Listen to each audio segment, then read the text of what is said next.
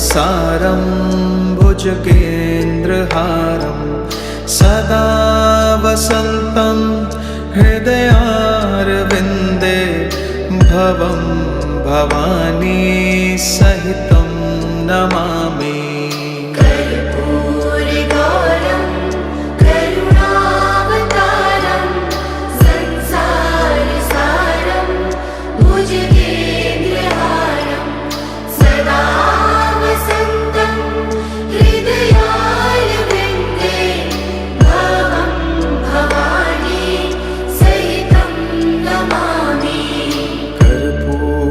गौरं करुणावतारं संसारसारं